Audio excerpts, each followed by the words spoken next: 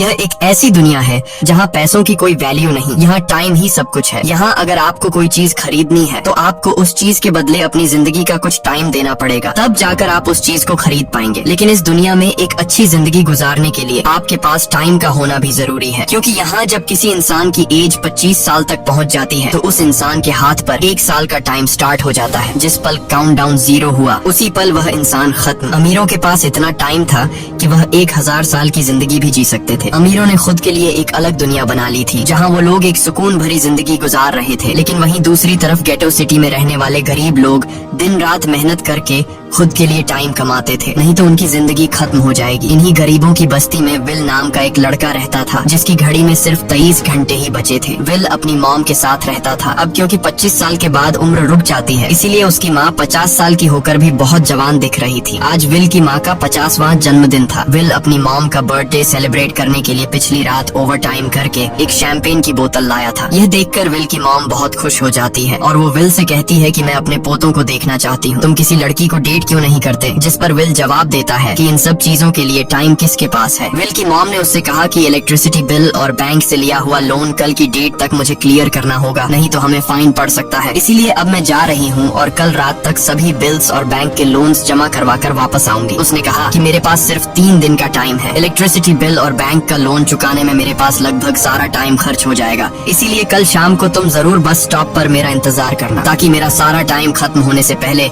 मैं तुमसे कुछ टाइम ले सकूं। इस पर विल ने कहा ठीक है, मैं टाइम पर पहुंच जाऊंगा। जाने से पहले विल की माँ विल के हाथ को छूकर उसकी बॉडी में 30 मिनट ट्रांसफर करती है ताकि विल अच्छा नाश्ता खरीद कर खा सके। इसके बाद दोनों अपने अपने काम पर निकल गए। रास्ते में विल के पास एक छोटी बच्ची आती है। वो विल को एक कैप्सूल देकर विल से उसका थोड़ा सा टाइम मांगती है। विल मुस्कुराते हुए उस छोटी बच्ची को कैप्सूल में अपनी जिंदगी का 5 मिनट का टाइम दे देता है और वह चली जाती है। यहाँ हमें पता चलता है कि यह लोग अपने टाइम को एक कैप्सूल में स्टोर भी कर सकते हैं, जिससे यह लोग कभी भी यूज और ट्रांसफर कर सकते हैं। इसके बाद विल काम के लिए फैक्ट्री पहुँच जाता है। काम शुरू करने से पहले वह कॉफी लेने जाता है, लेकिन वहाँ वह देखता है कि हर एक चीज का दाम डबल हो गया है। जहाँ पहले कॉफी 2 मिनट की मिलती थी, अब उसका प्राइस डबल होकर 4 मिनट हो चुका है। यहाँ पर कभी भी किसी चीज का भी दाम बढ़ा दिया जाता है बिना किसी अनाउंसमेंट के। ये बात विल को बहुत बुरी लगती है। मजबूरी में विल ने भी कॉफी के लिए अपनी जिंदगी के 4 मिनट पे किए और काम पर लग गया। दिन भर के काम के बाद रात के वक्त विल अपने दोस्त के साथ एक बार में जाता है। विल का दोस्त एक नंबर का शराबी था। वह हर वक्त शराब के नशे में टली रहता। विल का दोस्त विल को इशारे में बताता है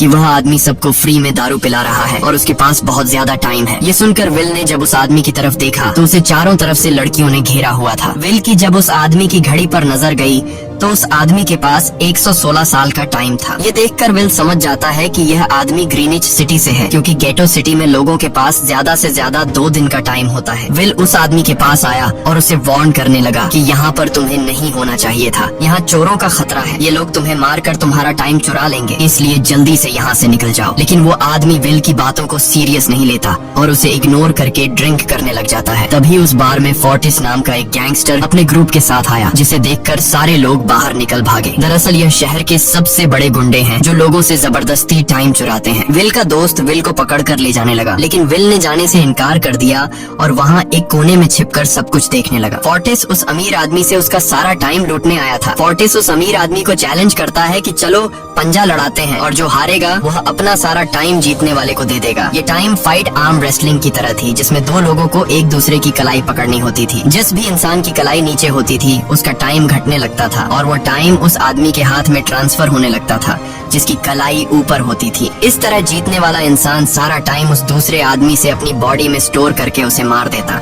फोर्टिस उस आदमी से कहता है क्या तुम इसके लिए तैयार हो? इस पर उस अमीर आदमी ने कहा कि मैंने बहुत ज्यादा ड्रिंक की हुई है, इसलिए मुझे कुछ टाइम चाहिए, उसके बाद मैं तुम्हारे चैलेंज के लिए तैयार हूँ। फोर्टिस कहता है कि ठीक है, ये तुम्हारी आखिरी ख्वाहिश है, जाओ मैं तुम्हें तैयार होने के लिए कुछ मिनट देता हूँ। फोर्टिस उसके साथ अपना एक आदमी भी भेज देता है ताकि यह भाग न सके। वो अमीर आदमी बाथरूम में आकर बहुत ज्यादा उल्टियाँ करने लग जाता है क्योंकि उसे काफी चढ़ गई थी। इसलिए अगर वो इस हालत में फोर्टिस से पंजा लड़ता तो इस अमीर आदमी का हारना कंफर्म था। तभी विल वहाँ पर आ जाता है। वो फोर्टिस के आदमी को मारकर उस अमीर आदमी को अपने साथ उस जगह से बाहर निकाल लेता है और उसे फोर्टिस से बचाकर एक सेफ जगह पे ले आया। विल ने उस अमीर आदमी से कहा कि मैंने तुमसे कहा भी कि तुम्हारी जान को खतरा है, तुम जानबूझकर अपना टाइम क्यों बर्बाद कर रहे हो। वो आदमी विल को अपना नाम हेनरी बताता है और वो विल से पूछता है कि तुम्हारी उम्र कितनी है। विल ने बताया 28 साल। हेनरी ने कहा मेरी उम्र 105 साल है और अब मैं जिंदगी से थक चुका हूँ। मैंने अपनी लाइफ में हर एक चीज का मजा लिया है और अब मुझे इस जिंदगी की जरूरत नहीं है, मैं जीना नहीं चाहता। ये सुनकर विल ने हैरानी से पूछा आखिर तुम कहना क्या चाहते हो। इस पर हेनरी ने कहा लगता है तुम अब तक हकीकत से अनजान हो। क्या तुमने कभी सोचा है कि इस दुनिया में अलग अलग टाइम जोन्स क्यों बनाए गए हैं?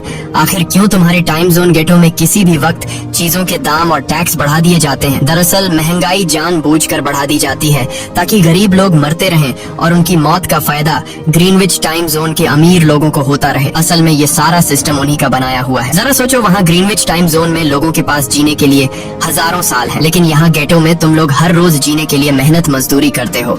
ऐसा इसलिए है क्योंकि उन्होंने तुम्हें यह करने के लिए मजबूर किया है। वो लोग तुम लोगों को ज्यादा टाइम देना ही नहीं चाहते ताकि तुम लोग मजबूरी में उनके लिए काम करते रहो। वो लोग महंगाई बढ़ाकर तुम्हें ज्यादा से ज्यादा टाइम खर्च करने पर मजबूर करते हैं ताकि तुम्हारे टाइम से वो हमेशा की जिंदगी जी सके। उन्होंने अपनी जिंदगी का हर एक दिन गरीबों की मौत से इकट्ठा किया है और मैं ऐसी जिंदगी बिल्कुल भी नहीं जीना चाहता जो किसी गरीब मजबूर इंसान की मौत से मिली हो। ये सब सुनकर विल समझ गया कि हेनरी बहुत ही नेक दिल इंसान है। हेनरी ने विल से आगे पूछा अगर तुम्हारे पास मेरे जितना टाइम होता तो तुम क्या करते? विल ने मुस्कुराकर कहा कि सबसे पहले मैं बार बार टाइम को देखना छोड़ देता, क्योंकि उस वक्त भी विल के पास सिर्फ 18 घंटे होते हैं। वो सोने से पहले, सोने के बाद, खाना खाते टाइम हर वक्त अपनी घड़ी देखता रहता है, क्योंकि मुझे डर लगता है कि कहीं मेरा टाइम खत्म न हो जाए और मैं मर न जाऊं। विल कहता है कि मेरी मॉम घर संभालने के लिए बहुत ज्यादा मेहनत करती है। अगर मेरे पास तुम्हारी तरह इतना ज्यादा टाइम होता तो मैं अपनी मॉम के लिए ग्रीनविच सिटी में एक अच्छा घर खरीदता और हम दोनों वहाँ पर खुशी से जिंदगी गुजारते। इसके बाद विल ने हेनरी से कहा आज रात हमें यहीं रुकना होगा, सुबह तक खतरा टल जाएगा, तब तुम वापस अपने घर लौट जाना। इसके बाद ये दोनों सो जाते हैं। सुबह उठकर हेनरी देखता है कि विल अभी भी सो रहा है। वो विल के पास आता है और उसके पास जितना भी टाइम होता है वो सारा का सारा विल को ट्रांसफर कर देता है और अपने पास कुछ ही मिनट बचाकर एक ब्रिज के ऊपर जाकर बैठ जाता है। विल जब नींद से जागा तो उसने देखा कि हेनरी वहाँ से जा चुका है। तभी हमेशा की तरह नींद से जागने के बाद विल ने अपनी घड़ी में नजर डाली। विल की घड़ी में 116 साल ऐड हो चुके थे। यह देखकर उसकी आंखें खुली की खुली रह गईं। उसे लगा कि वो अभी भी नींद में है और सपना देख रहा है। इसी दौरान विल की नजर विंडो पर पड़ी जिस पर लिखा था मेरा टाइम बर्बाद मत करना। वो समझ जाता है कि हेनरी ने मुझे अपना सारा समय दे दिया है। तभी विल ने हेनरी को दूर एक ब्रिज के किनारे पर बैठे देखा। विल जल्दी से हेनरी की तरफ भागा, लेकिन अब बहुत देर हो चुकी थी क्योंकि हेनरी के पास अब बस कुछ ही सेकंड्स बचे थे और थोड़ी देर बाद वो एक झटके से मरकर ब्रिज से नीचे पानी में गिर गया। विल को हेनरी की मौत का बहुत ज्यादा दुख होता है। अब विल के पास 116 साल की जिंदगी थी और वो समझ जाता है कि अगर मैं यहाँ पर रहा तो लोग समझेंगे कि हेनरी को इसी ने मारा है। विल जल्दी से अपने दोस्त के पास जाता है। विल का दोस्त विल के हाथ में इतना सारा टाइम देखकर शॉक रह जाता है, जिसके बाद विल ने अपने दोस्त को दोस्ती की खातिर 10 साल का टाइम दिया। ये देखकर विल का दोस्त उसका दिल से शुक्रिया अदा करता है। विल कहता है कि यहाँ रहना मेरे लिए अब ठीक नहीं, क्योंकि इतने ज्यादा टाइम को देखते हुए मेरा टाइम छीनने के लिए कोई भी मुझे मार सकता है। अब मैं अपनी माँ के लिए ग्रीनविच सिटी में एक अच्छा सा घर खरीद सकता हूँ और वहाँ पर एक सेफ लाइफ गुजारूंगा। जिसके बाद विल अपने दोस्त को गुड बाय कहकर वहाँ से निकल जाता है और सीधा उस बस स्टॉप पर जाकर मॉम का इंतजार करने लगता है, जहाँ 2 दिन पहले उसकी मॉम ने उससे कहा था कि मैं इलेक्ट्रिसिटी का बिल और बैंक का लोन चुकाकर इस बस स्टॉप पर पहुंचूंगी। दूसरी तरफ विल की मॉम सारे लोन और बिल्स भरने के बाद घर लौटने के लिए बस में चढ़ी, पर तभी उसे पता लगा कि एक ही दिन में बस की टिकट के दाम डबल हो गए थे। पहले जहां टिकट 1 घंटे में आती थी वहीं अब प्राइस 2 घंटे हो गया था। ये देखकर विल की मॉम बहुत ज्यादा परेशान हो जाती है, क्योंकि विल की मॉम के पास सिर्फ 1.5 घंटा बचा था। विल की मॉम बस ड्राइवर से रिक्वेस्ट करती है कि अगले स्टॉप पर मेरा बेटा उसे बाकी का टाइम दे देगा, लेकिन बस ड्राइवर ने साफ इनकार कर दिया और कहा कि अगर टाइम नहीं है तो फिर पैदल चली जाओ। लेकिन विल की मॉम को पता था कि अगला बस स्टॉप बहुत दूर है, अगर वह पैदल भी जाती है तो उसे पहुंचने में 2 घंटे लगेंगे। उस वक्त बस में ढेर सारे पैसेंजर्स सवार थे। विल की मॉम ने उनसे भी रिक्वेस्ट की, पर किसी ने भी उनकी मदद नहीं की। इतने में ही बस वहाँ से निकल गई। विल की मॉम रेचल के पास ज्यादा टाइम नहीं बचा था, इसलिए वह दौड़ती हुई पैदल घर की तरफ भागने लगी। दूसरी तरफ विल अपनी मॉम के लिए फूलों का गुलदस्ता लिए बस स्टॉप पर उनका इंतजार कर रहा था, क्योंकि आज उसे अपनी मॉम का बर्थडे सेलिब्रेट करना था। बस जब उस स्टॉप पर पहुंची तो कई सारे पैसेंजर्स उतर आए, पर उनमें से विल की मॉम नहीं थी। विल यह देखकर परेशान हो जाता है और उसे समझ आ गया कि जरूर उसकी मॉम मुसीबत में है। वह उसी वक्त अपनी मॉम की तलाश में भागा। उधर रेचल के पास अब कुछ ही मिनट बचे थे। वह रास्ते में आने वाली गाड़ियों और लोगों के घरों का दरवाजा पीट पीट कर उनसे थोड़ा समय उधार मांग रही थी, लेकिन कोई भी उसकी मदद करने को तैयार नहीं था। इधर विल जब कुछ दूर गया तो उसे उसकी मॉम दौड़ती हुई नजर आ गई। अपनी मॉम को भागते हुए देख विल समझ गया कि उनके पास ज्यादा टाइम नहीं है। वह अपना हाथ आगे करके तेजी से उनकी तरफ दौड़ने लगा। उधर रेचल के पास अब सिर्फ 10 सेकंड्स ही रह गए थे। वह भी पूरी तेजी से विल की ओर भाग रही थी, लेकिन जैसे ही रेचल अपने बेटे विल के पास पहुंची, उसका टाइम खत्म हो जाता है और वह मर जाती है। यह देखकर विल को बहुत दुख होता है, क्योंकि उसने अपनी मॉम के लिए क्या कुछ नहीं सोचा था। वह चीख चीख कर रोने लगा। अगली सुबह तक हेनरी की डेड बॉडी टाइम कीपर्स को मिल चुकी थी। ये टाइम कीपर्स वहाँ पर इन्वेस्टिगेशन करते हैं। आज की दुनिया में टाइम कीपर्स होते थे जो पुलिस की तरह थे। इन टाइम कीपर्स का काम भी क्राइम को रोकना होता है। टाइम कीपर्स के ऑफिसर रेमंड ने उस जगह में अच्छी तरह से जांच की, लेकिन उसे कोई भी क्लू नहीं मिला। तभी रेमंड की नजर उस ब्रिज के पास लगे सीसीटीवी कैमरा की तरफ गई। वह सीसीटीवी फुटेज चेक करने सीसीटीवी रूम के लिए निकल पड़ा। दूसरी तरफ विल समझ चुका था कि उसकी मॉम की मौत के लिए ग्रीनिच में रहने वाले अमीर लोग ही जिम्मेदार हैं, जिन्होंने गेटो शहर के लोगों को एक एक सेकंड का मोहताज बना दिया है। अब विल उनसे बदला लेने ग्रीनिच की तरफ निकल पड़ा और यहाँ से होती है असल कहानी शुरू। ग्रीनविच सिटी में एंटर होने के लिए विल को 1 साल का टाइम खर्च करना पड़ा और ग्रीनिच सिटी जा पहुँचा। वहाँ जब विल ने अमीर लोगों का लाइफस्टाइल देखा तो उसकी आंखें खुली की खुली रह गई। वहाँ लोगों के पास इतना टाइम था कि वो लोग मरने का नाम तक भूल गए थे। यहाँ पर अमीर लोग के बॉडीगार्ड के पास भी 100 साल से भी ज्यादा का टाइम था। ये देखकर विल गुस्से से लाल हो जाता है, क्योंकि विल जिस शहर से आया था वहाँ पर लोगों के पास सिर्फ 24 घंटे की जिंदगी थी। विल वहाँ एक महंगे होटल में रुकता है। खाना खाते दौरान एक बहुत ही खूबसूरत लड़की विल को देखती है, जैसे उसे विल पसंद आ गया हो। दूसरी तरफ टाइम कीपर रेमंड हेनरी की मौत के वक्त का सीसीटीवी फुटेज चेक कर रहा था। तभी उसे फुटेज में विल दिखाई देता है। हालांकि कैमरा ने हेनरी को ब्रिज से गिरते हुए रिकॉर्ड नहीं किया था, लेकिन उस फुटेज में विल ब्रिज के पास खड़ा नजर आ रहा था, जिससे रेमंड को विल पर शक होने लगा। इसलिए रेमंड ने अपनी टीम को विल के बारे में जानकारी इकट्ठा करने को कहा। रिसर्च के दौरान टाइम कीपर्स को ये बात पता चल जाती है कि विल नाम का एक आदमी बहुत सारा टाइम खर्च करके ग्रीनविच सिटी में एंटर हो गया है, जिससे रेमंड को यह बात कंफर्म हो जाती है कि विल ने ही हेनरी को मारा है। रेमंड उसी वक्त अपनी टीम के साथ ग्रीनविच शहर की ओर रवाना हो गया। दूसरी ओर ग्रीनविच शहर में विल एक कैसीनो में आया, जहाँ कुछ अमीर लोग पोकर खेल रहे थे। विल भी उनके साथ बैठ जाता है। एक नए आदमी को देखकर ये लोग उस पर हंसने लगते हैं, लेकिन विल गैम्बलिंग में माहिर था। आज उसके लिए अमीरों से पैसे निकालने का सबसे अच्छा मौका था। विल ने फिलिप नाम के एक रईस आदमी के साथ पोकर की बाजी खेली। फिलिप यहाँ का सबसे रईस इंसान है। उसके पास खुद का एक टाइम बैंक है जो लोगों को लोन पर टाइम देता है। फिलिप के साथ उसकी डॉटर भी बैठी होती है। यह वही लड़की है जो कुछ देर पहले विल को गौर से देख रही थी। गेम जब शुरू हो जाती है तब विल अपनी लाइफ का सारा टाइम दांव पर लगा देता है और अपनी माइंड के बदौलत वो फिलिप से 1100 साल जीत जाता है। यह देखकर फिलिप की बेटी सिल्विया विल से काफी ज्यादा इम्प्रेस हो जाती है। उसने विल को कल रात अपने घर पार्टी पर इनवाइट किया। फिर अगली शाम विल एक नई नवेली कार खरीदकर फिलिप की पार्टी में जा पहुंचा। वहीं पार्टी के दौरान विल और सिल्विया डांस करने लगते हैं और सिल्विया मन ही मन विल को दिल दे बैठी। वो अपनी दिल की बात विल से करने ही वाली थी कि तभी टाइम कीपर रेमंड अपनी टीम के साथ वहां पहुंचता है और विल को पकड़ लेते हैं। विल को खूनी समझकर सिल्विया भी उससे नाराज हो गई। रेमंड ने सबसे पहले विल का सारा टाइम उससे छीनकर सिर्फ 2 घंटे दिए। उसके बाद वो विल को हेनरी के खून के इल्जाम में गिरफ्तार करने लगा। रेमंड विल से पूछता है कि तुमने हेनरी को क्यों मारा। विल उसे कहता है कि मैंने उसे मारा नहीं था,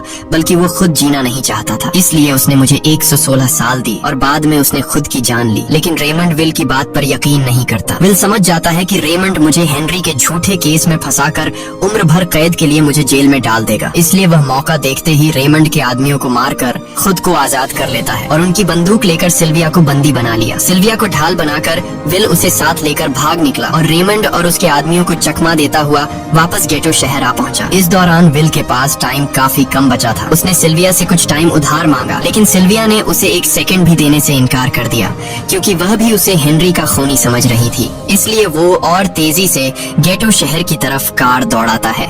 ताकि वहाँ पहुंचकर किसी से टाइम उधार ले सके। जल्दबाजी में उसका ध्यान आगे सड़क पर बिछी कंटीली तारों पर नहीं पड़ता, जिससे टकराते ही विल की कार ब्रिज से नीचे गिर जाती है। इस एक्सीडेंट में विल और सिल्विया बेहोश हो गए। असल में रास्ते में वह कांटे फोर्टिस और उसकी गैंग ने बिछाए थे। फोर्टिस ने देखा कि सिल्विया के पास 10 साल का टाइम था। वो सिल्विया का सारा टाइम चुरा कर वहाँ से निकल जाते हैं। इतने में ही विल और सिल्विया को होश आया। सिल्विया ने जब अपने हाथ की तरफ देखा तो वो परेशान हुई, क्योंकि उसके पास सिर्फ 30 मिनट ही बचे थे और विल के पास भी कुछ मिनट ही बचे थे। पर फिर भी उसने सिल्विया को अपने कुछ मिनट दिए, जिससे इन दोनों का टाइम बराबर हो गया। इसके बाद विल सिल्विया को लेकर जल्दी से अपने दोस्त के घर जाता है, जिसे उसने 10 साल दिए थे। जब उसके दोस्त की वाइफ ने दरवाजा खोला और उसने विल को देखा तो उसने विल से नाराजगी जताते हुए कहा, तुम्हारे दिए हुए 10 साल ने मेरे हस्बैंड की जान ले ली। उसने सारा टाइम शराब में उड़ा दिया, जिससे उसकी मौत हुई। ये सुनकर विल मायूस हो गया, लेकिन अब इन दोनों के पास भी ज्यादा टाइम नहीं था। अगर यह दोनों जल्दी से कुछ नहीं करते तो इनकी भी मौत पक्की थी। तभी विल ने सिल्विया के कानों में ईयरिंग देखी, जो हीरे की थी। उसे बेचकर विल और सिल्विया को 2 दिन का टाइम मिल गया। इसके बाद विल सिल्विया को लेकर फोन बूथ पर आया। उसने सिल्विया के पिता फिलिप को कॉल किया और बताया कि उसकी बेटी अब तक सही सलामत है। उस वक्त रेमंड भी फिलिप के पास ही मौजूद था और विल को भी पता था कि रेमंड भी वहाँ मौजूद है। विल ने सिल्विया को छोड़ने के बदले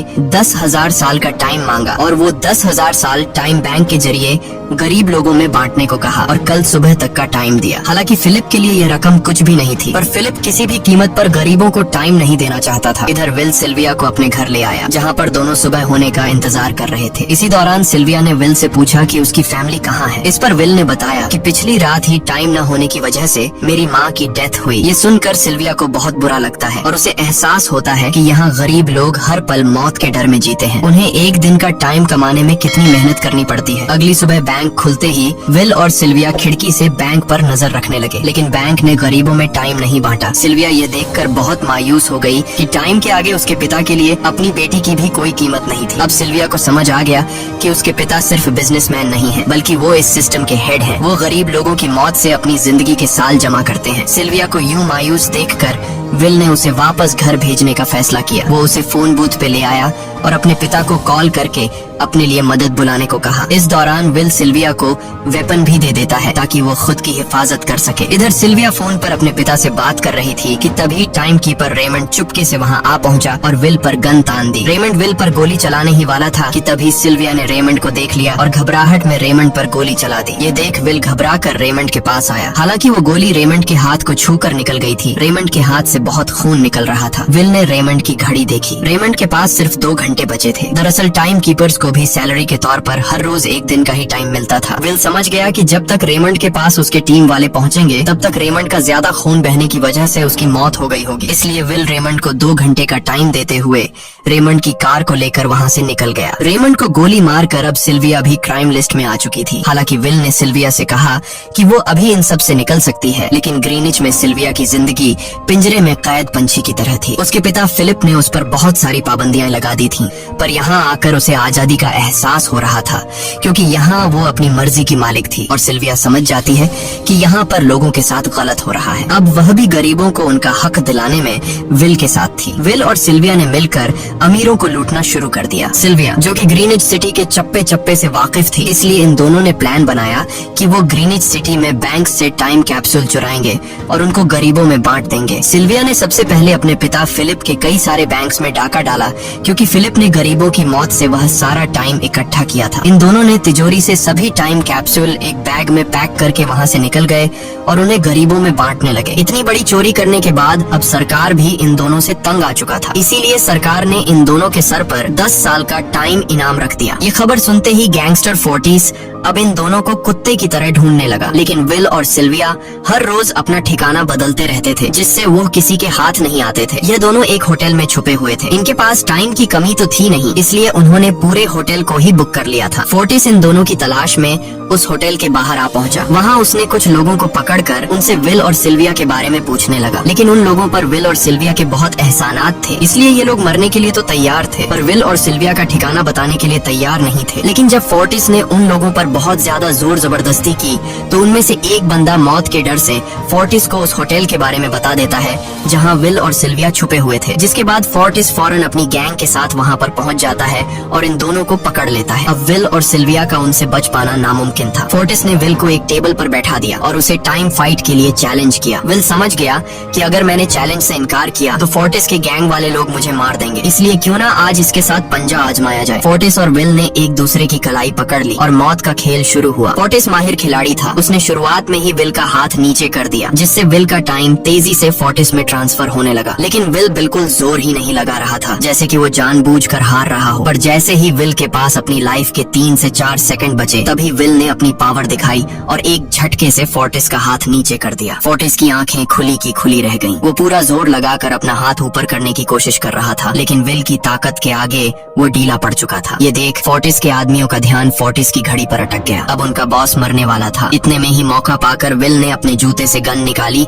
और पलक झपकते ही फोर्टिस के सारे आदमियों को शूट कर दिया, क्योंकि अगर वो ऐसा नहीं करता तो वो लोग उसे मार देते। इसी के साथ फोर्टिस का टाइम 0 हो गया और वह भी मारा गया। विल और सिल्विया जल्दी से वहाँ से भाग निकले। इसी दौरान उन्होंने देखा कि अमीरों ने सारा खेल पलट दिया था। विल और सिल्विया ने गरीबों में जितना भी टाइम बांटा था उसकी वैल्यू अब कुछ भी नहीं रही थी, क्योंकि अमीरों ने महंगाई के दर को कई गुना बढ़ा दिया था। यह देख विल हारा हुआ महसूस करने लगा और उसे लगा कि मैं कभी भी इन गरीबों को उनका हक नहीं दिला सकूंगा। उसने सिल्विया से कहा कि अब सब खत्म हो चुका है। अगर वो लोगों में 1000 साल भी बांट दें तो अमीर लोग महंगाई को और ज्यादा बढ़ा देंगे, जिससे लोगों की हालत कभी नहीं सुधर पाएगी। सिल्विया ने कहा कि कोई तो रास्ता होगा। इस पर विल ने कहा कि हमें लाखों साल चुरा कर इन लोगों को देने होंगे, तब जाकर हम लोग महंगाई को कंट्रोल कर सकते हैं। हालांकि यह इतना आसान नहीं था, पर सिल्विया ने इसके लिए एक प्लान सोच रखा था। अगली ही सुबह जब फिलिप अपने बॉडीगार्ड्स के साथ ऑफिस पहुंचा, तभी सिल्विया वहां आई और उसने अपने पिता से कहा कि वो सरेंडर करना चाहती है। तब सारे गार्ड्स ने सिल्विया पर गन तान दी, लेकिन तभी वहां पीछे से